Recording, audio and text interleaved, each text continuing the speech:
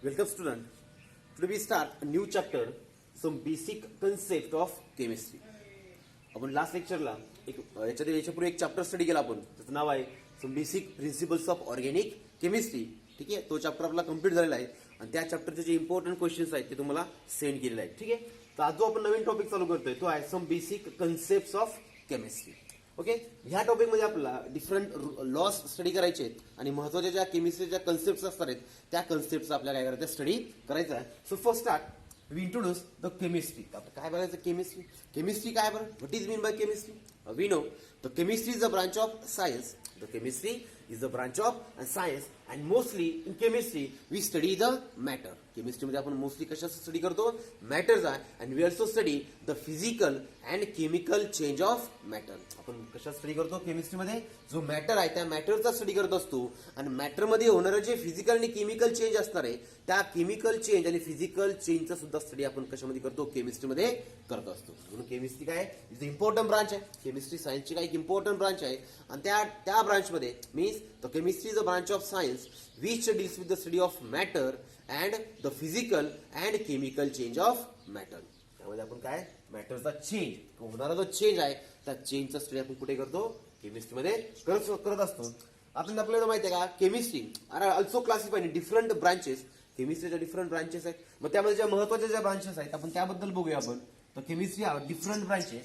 First organic chemistry. पहिली कोणती chemistry आहे? Organic chemistry.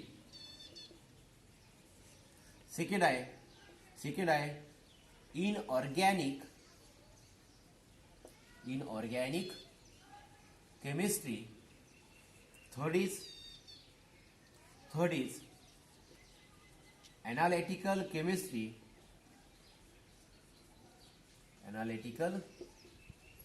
केमिस्ट्री.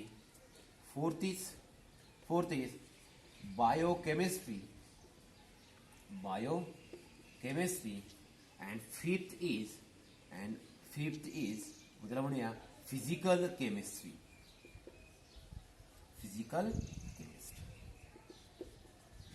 या 5 इम्पॉर्टंट ब्रांचेस आहेत केमिस्ट्रीच्या. Organic chemistry, inorganic chemistry, analytical chemistry, biochemistry and physical chemistry. ठीक आहे, तसं बघायला गेलं तर केमिस्ट्रीचा जो रोल आहे अतिशय इम्पॉर्टंट आहे. तुम्ही डिफरंट इंडस्ट्रीज बघा, मग त्यामध्ये बघा किंवा डिफरंट ज्या फील्ड असेल, ऍग्रिकल्चरल फील्ड असेल, फार्मास्युटिकल किंवा मेडिसिनल फील्ड असेल किंवा मेटल इंडस्ट्री असेल, पेंट इंडस्ट्री असेल, या डिफरंट फील्डमध्ये किंवा डिफरंट इंडस्ट्रीमध्ये केमिस्ट्री जो आहे तो केमिस्ट्रीचा रोल अतिशय महत्वाचा आहे. कारण डिफरंट प्रोडक्ट प्रिपरेशन असेल किंवा एखादा सबस्टन्स प्रिपरेशनच्या जरी मेथड असेल तर त्या ठिकाणी आपण केमिस्ट्रीच्या ज्या डिफरंट ज्या कन्सेप्ट आहेत त्या कन्सेप्टचा किंवा प्रोसेसचा आपण काय करत असतो त्या ठिकाणी यूज करत असतो. म्हणून केमिस्ट्री काय एक इम्पॉर्टंट ब्रांच आहे. ठीक आहे, कशाची? सायन्सची एक इम्पॉर्टंट ब्रांच आहे. हे झालं इंट्रोडक्शन आपल्या some basic concept of chemistry या चॅप्टरचं. आता आपला जो मेन टॉपिक जो डिस्कस करायचा आहे तो बघायचा आपल्याला मॅटर. ठीक आहे, मॅटर काय बरं? मॅटर आपण बघूया. मॅटरचं क्लासिफिकेशन बघूया. Matter. Okay, so first the matter means the everything around अस. आपल्या अवतीभोवती ज्या काही गोष्टी आहेत त्या पदार्थांना त्या गोष्टींना आपण काय म्हणतो? मॅटर म्हणतो. Means the everything around us are called matter. So first we classify matter into different way. First we classify matter is pure substance and in second way we classify matter as a mixture. सुरुवातीला आपण मॅटरचं काय करतोय? Classification करतोय. Matter means काय? आपल्या अवतीभोवती ज्या काही गोष्टी असतात त्या आपण त्यांना काय कन्सिडर करतो? मॅटर कन्सिडर करतो. त्या मॅटरचं क्लासिफिकेशन कशात केलं आपण? We classify matter in pure substance and mixture. Okay, then we also classify mixture in 2 different ways. The first is homogeneous mixture and second is heterogeneous mixture. Okay, and we also classify pure substance in 2 different ways. First is element and second is compound. These are matter the classification. We classify matter in pure substance and mixture. Okay, then mixture are again classified in as homogeneous and heterogeneous mixture. Then pure substance are also classified in elements and compound, and last elements are classified in three main categories. Three main categories means metal, non-metal, and third is metalloids. ठीक आहे, हे जे classification आहे कशाचं classification आहे? Elements, sorry मॅटरचं. We know the matter means the everything around us are called matter. म्हणजे मॅटरचं क्लासिफिकेशन बघा आपण कशात केलं? प्युअर सबस्टन्स मध्ये केलं आणि कशामध्ये केलं? मिक्सचर मध्ये. मिक्सचर परत दोन टाईप आहे, होमोजिनियस आणि हेट्रोजेनियस. होमोजिनियस म्हणजेच काय? होमोजिनियस म्हणजेच काय? सेम. होमोजिनियस म्हणजे सेम आणि हेट्रोजेनियस म्हणजेच काय असणार आहे? डिफरंट. हेट्रोजेनियस काय असणार आहे? डिफरंट. ते आपण नंतर आपण नेक्स्ट लेक्चर मध्ये प्रॉपर स्टडी करणार आहोत. ठीक आहे, पण प्युअर सबस्टन्सचं क्लासिफिकेशन परत दोन टाइप मध्ये केलं. एक आहे एलिमेंट, दुसरा आहे compound. Okay, then elements means एलिमेंटचं क्लासिफिकेशन परत कशामध्ये? मेटल, नॉन मेटल आणि मेटलाइट्स. एलिमेंट आपल्याला माहित आहे आपण पिरियोडिक टेबल मध्ये काय केलंय? एलिमेंटचं क्लासिफिकेशन केलंय, बरोबर ना? टोटल 118 एलिमेंट आहेत. ते 118 एलिमेंट पिरियोडिक टेबल मध्ये आपण 4 ब्लॉक मध्ये काय केलेत? क्लासिफाय केलेत. म्हणजे एस, पी, डी आणि एफ ब्लॉक मध्ये. आणि तुम्ही जर एलिमेंट जे आहेत आणि ते एलिमेंट तर 4 ब्लॉक मध्ये क्लासिफाय करत असताना किंवा पिरियोडिक टेबल मध्ये एलिमेंट्स आहे मेटल, नॉन मेटल आणि मेटलॉइड्स ह्या 3 वेगवेगळ्या ग्रुपमध्ये सुद्धा काय केलेत? क्लासिफाय केलेत.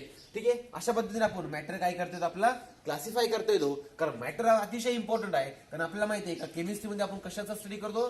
या मॅटरचा स्टडी करत असतो. किंवा मॅटरमध्ये होणारे जे काही फिजिकल आणि केमिकल जे चेंज असणार आहेत, बरोबर, फिजिकल आणि केमिकल जे चेंज असणार आहे अशा चेंजचा स्टडी आपण कुठे करत असतो? केमिस्ट्रीमध्ये करत असतो. म्हणून केमिस्ट्रीचं क्लोज रिलेशनशिप कोणाबरोबर आहे? मॅटर बरोबर आहे. कारण का मॅटरमध्ये होणारा जर चेंज असणार आहे एक तर तो टेम्पररी असेल किंवा परमनंट चेंज असणार आहे. म्हणजे आपण ऍक्च्युअल मॅटरचा स्टडी हा जो चेंज असणार आहे हा चेंज एक तर टेम्पररी असेल किंवा परमनंट असणार आहे. ठीक आहे, मग हा परमनंट चेंज कशामुळे घडणार आहेत किंवा टेम्पररी चेंज म्हणजेच काय किंवा परमनंट चेंज म्हणजेच काय, या सगळ्या गोष्टीचा स्टडी आपल्याला ह्या टॉपिकमध्ये करायचा आहे. त्या टॉपिकचं नाव आहे some basic concept of chemistry. आपण हे फक्त चार्ट किंवा हे जे क्लासिफिकेशन आहे ते ओव्हरलुक करूया. मॅटर आहे, मॅटरचं क्लासिफिकेशन प्युअर सबस्टन्स आणि मिक्सचर मध्ये केलंय. आता प्युअर सबस्टन्स काय असणार आहे? प्युअर सबस्टन्स कोण असतात? ज्यांच्यामध्ये फिक्स प्रपोर्शन आहे. प्रपोर्शन कसं असणार आहे? फिक्स असणार आहे. त्याला आपण काय म्हणतो? Pure substance. आणि मिक्सचर मध्ये कोणतंही डेफिनाइट प्रपोर्शन नसतं. मिक्सचर मध्ये डेफिनाइट प्रपोर्शन नाही. ठीक आहे, ते प्युअर सबस्टन्सचं क्लासिफिकेशन आपण कशामध्ये केलं? एलिमेंट आणि कंपाऊंड मध्ये. ठीक आहे, एलिमेंट काय? The element is the prime substance. जगात म्हणजे या पृथ्वीवरचा मूलभूत जो घटक असेल, जो मूलभूत घटक असेल तो म्हणजे कोण? एलिमेंट. आणि तो एलिमेंट मीन्स काय? किंवा एलिमेंटची काय डेफिनेशन सांगतो? The element is a substance and we can not broken down. Element असा एक सबस्टन्स आहे का त्याला ब्रेक करता येत नाही. मग कंपाऊंड कोण असणार आहे? The compound is a substance. The compound is also pure substance. The compound is also pure substance and we can be broken down. म्हणजे बघा एलिमेंट आणि कंपाऊंड हे दोन्ही ऍक्च्युअल कोण आहेत? प्युअर सबस्टन्स आहे. पण एलिमेंटला ब्रेक करता येत नाही. कंपाऊंड आपण काय करू शकतो? इझिली ब्रेक करता येतो. ठीक आहे, पुढे एलिमेंटचं परत क्लासिफिकेशन कसं केलं आपण? मेटल, नॉन मेटल आणि मेटलॉइड्स. 10th स्टँडर्डला आपण मेटलच्या प्रॉपर्टीज स्टडी केलाय, नॉन मेटलच्या प्रॉपर्टीज बघितल्या आहेत आणि मेटलॉइडच्या सुद्धा प्रॉपर्टीज आपण बघितलेल्या आहेत. फक्त महत्वाचं काय नवीन टॉपिक काय दिसतो आपला? होमोजिनियस आणि हेट्रोजिनियस. या होमोजिनियस मिक्सचरचं आपण एक्झाम्पल घेऊया आणि हेट्रोजिनियस मिक्सचरचं आपलं एक्झाम्पल घ्यायचंय. आता मिक्सचर माहिती आहे आपल्याला. मिक्सचर मध्ये काय आहे? Mixture means no definite proportion. लक्षात घ्या. आणि प्युअर सबस्टन्स मध्ये काय असतं? Pure substance means definite proportion. म्हणजे या ठिकाणी जे प्रमाण असणार आहे एखाद्या सबस्टन्सचे जे घटक असणार आहे त्या घटकांचं जे प्रमाण आहे ते घटकांचं प्रमाण कसं असतं? फिक्स असतं, डेफिनाइट असतं. मिक्सचर जे असणार आहे मिक्सचरचे जे प्रपोर्शन आहे जे घटक असणार आहे किंवा त्याला आपण कन्स्टिट्युएंट पार्टिकल म्हणतो त्या कन्स्टिट्युएंट पार्टिकलचं प्रपोर्शन फिक्स नसतं. ठीक आहे, होमोजिनियस मिक्सचरचं एक्झाम्पल घेऊया आपण. होमोजिनियस मिल्क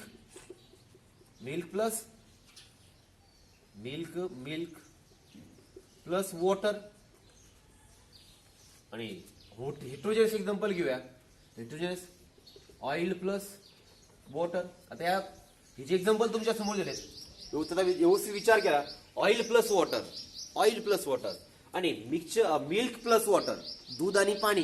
आणि जास्त आहे ऑइल अँड वॉटर. तुम्ही व्यवस्थित विचार करा का ऑइल प्लस वॉटरच्या मिक्सचरला हेट्रोजेनियस का म्हटलं आणि मिल्क प्लस वॉटरच्या मिक्सचरला होमोजिनियस का म्हटलं. Okay, thank you.